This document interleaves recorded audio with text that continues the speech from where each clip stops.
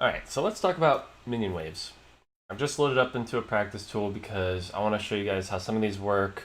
Some of these waves work when they aren't touched by champions, because especially in, like bronze and silver, which is where the majority of players are, the waves will get left alone a lot. I mean, this happens in higher elos too all the time, where they'll just be left there, and a lot of people don't really know what happens with waves. So here, when you have a wave that's a reset wave, that's what we call these a lot of the time. It's just like the wave is reset, it is meeting in the middle. That's how waves start out in the game. They meet in the middle. And if they aren't influenced by any champions, it's actually kind of random which way they'll go. Just whichever of these minions are more skilled, I guess, they'll kill the others first, and then things will happen. We don't need to get into too much depth on how these work early on, but I'm going to skip forward a little bit. Also, I'm not going to fast forward for this, like using the practice tool, because sometimes it'll bug it. It'll bug like what the minions do and stuff. I'm just going to let it play out exactly as it would in a normal game to try to give more accurate examples. So slow pushes often end up with a huge stack of minions. Here, some people would wonder if this is going to freeze or something like that, but no, it's not, because there's too many blue creeps, so this is just going to go all the way. It's slow pushing itself all the way into tower. This whole red wave dies. Normally, the line of scrimmage for like minion waves isn't way down here. You see how these guys are fighting way over here. Normally, they meet right here. So why did these meet over here? Just as to make this clear for all you guys. Some of you guys already know, but it's okay if you don't. That's why we're here. So going back here, I just briefly mentioned it, but since this was kind of a larger red wave, the tower doesn't have time to kill all of it before the blue wave arrives. So even though this is way back here, the tower's doing work. It's killing these creeps. Camille's missing out on golden XP. The blue wave comes, and then it's stalled out by these red creeps that are still here, because the blue wave has to kill these. It can't move on until it kills the targets in its path. So now the blue wave moves up, and so the waves meet here. So in this situation, even if Camille wasn't here, the blue wave would slow push towards red side. It would go, yeah, not the greatest arrows, whatever. It would go this way. And that's because with the even minion rule, this is something that's been known in League for a long time. If you have the same amount of minions, which these are the same amount of minions, I mean, these waves both just came in. The only difference is that this blue wave got stalled out back here. So they both have 7 minions. They both have the cannon. So the even minion rule is, with an even amount of minions on one side of the lane, it'll always push towards the other side. Okay, that might sound kind of weird, but to say it another way, with an even amount of blue and red creeps, if it is closer to blue side like it is now, then it'll push to red side.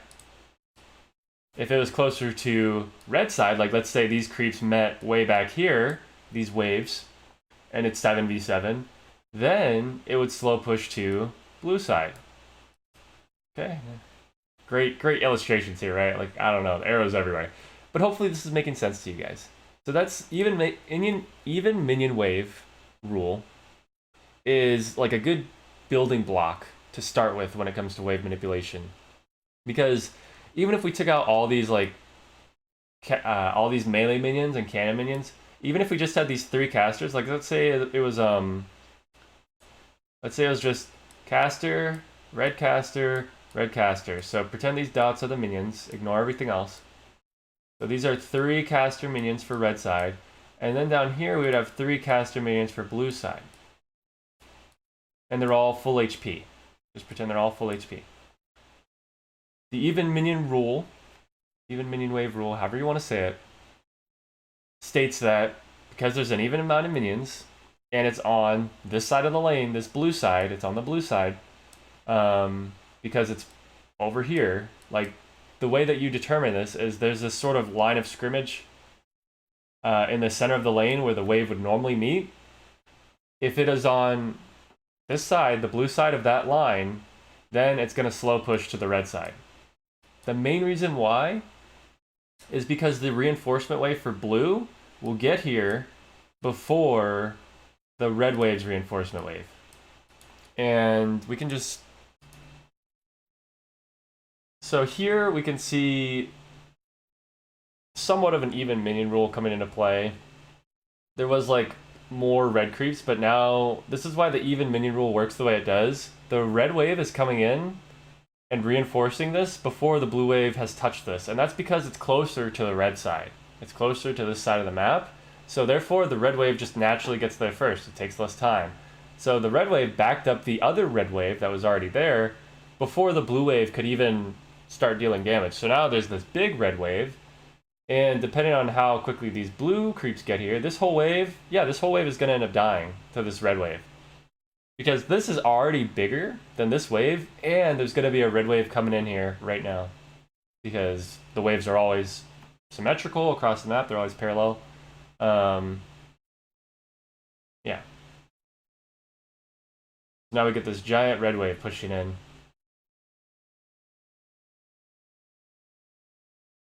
And now, this is going to end up bouncing back.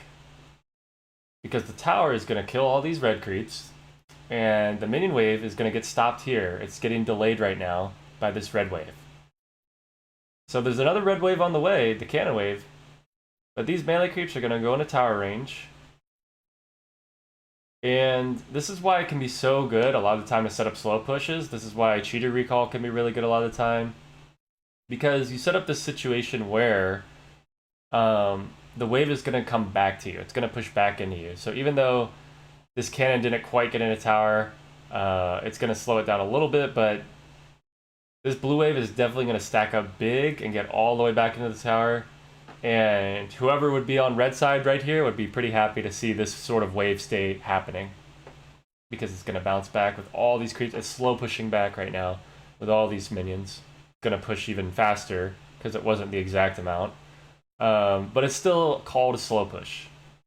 Because these creeps are just going to slowly kill these off. But the red reinforcement wave arrives because, it arrives first because it's closer to the red side. You know, just looking at the map, if waves are launched at the same time, they're both going to meet here at the exact same time. So it's totally natural for the red wave to be here first. I mean, obviously that makes sense because when the red wave is here, the blue wave is here. So the reinforcement wave gets to the side that it's on first. Okay, hopefully that makes sense. Hopefully I've just unlocked some key that will open the door, or unlock the key. Anyways, it'll open the door to minion wave mastery for you. That's the goal of this video and future videos that'll be like this. Be sure to subscribe if you want to see more minion wave ideas coming out. I really just wanted to get a video out there like this, and just have it out there to try to help people understand, because I know there's a lot of other videos out there. They can get confusing, even with all the great visuals and stuff. I'm here to help. If you have any questions or anything like that, ask me in the comments, ask me on Discord. Come to Free Coaching Friday tomorrow. My stream, twitch.tv/JTLUL, JT_LUL. Yeah, I do free coaching on Fridays. Come check it out. It's been really fun so far, and I've helped a lot of people improve, and I can help you improve as well, even if you're a challenger pro player. I always have things to help people to get better at the game. And yeah, that's pretty much it. Thanks for watching.